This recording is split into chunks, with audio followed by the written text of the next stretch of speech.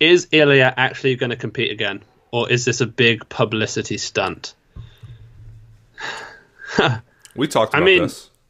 yeah, we did. I mean, uh,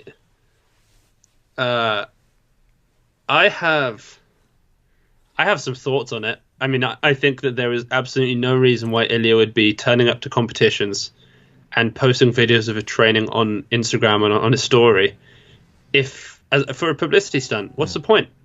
He's not making money by flying to Ashgabat. It's not like he has tons of sponsors anymore.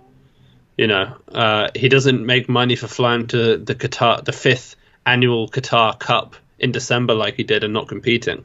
Like, I think he's going there so that as soon as he weighs in, that counts as one of his meets for the 6 month period. So he gets that in. I think he's going to try and compete. And also, like you said, and I don't want to steal your point, so I'm going to credit you with this, which I thought was great, is it's tarnishing his name. And it is. It won't tarnish his... If he comes back and he wins, it will have been the greatest thing ever. To watch him, be how he is now, he looks a little bit weak, he's kind of more feeble, he's human. To see him then come back and conquer, to beat Simon Martirosyan, or to beat Andrea Romnau, or someone like that. Like, if he comes back and does that, it's the best story ever.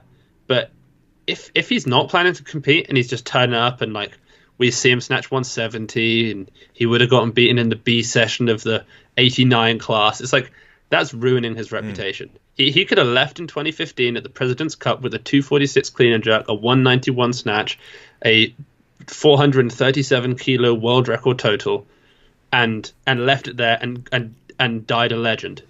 But he didn't, and there's a reason. And I see no good reason as to why he'd be doing this if he wasn't planning on competing. Yeah, I mean, that I have nothing to say to that. That's my opinion right there. Right, and I think I was going to say another thing. Now, what was it? What was the last thing I said? Because I had a good point to make about Ilya. He could have ended. He would have been one of the best ever. Oh, I can't remember. But yeah, I mean, he's one of the greatest of all time. We are privileged to live in a period that has him competing in. We really are. Did he get popped? Yes, he did. Do we all love Karlovic and Kropati and Blagoev? Yes. Would they all be popped retroactively? Yes. Like, we're living through, the life of one of the greatest athletes in weightlifting history right now. He clean jerked 246 at 105. I mean, you look at the best clean jerks ever. You look at someone like Zakharevich, he clean jerked 250 at 110. That's not a better lift.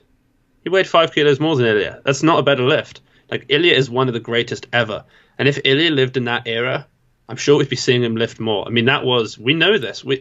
It's from the horse's mouth. Like, there are interviews with Pizarenko. There are interviews with a bunch of different athletes, Vasily Alexiev, where they talk about the drug use. It was rampant. There wasn't testing.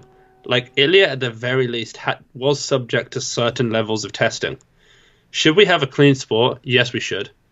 Can we get rid of drugs? Maybe. I hope so. Probably not, but I hope so. Are people breaking the rules? Yes, they are. But you cannot deny that Ilya is one of the greatest of all time. And he wouldn't be turning up to training halls, snatching 140, and looking bad if he, for a publicity stunt. I'm getting riled up, Josh.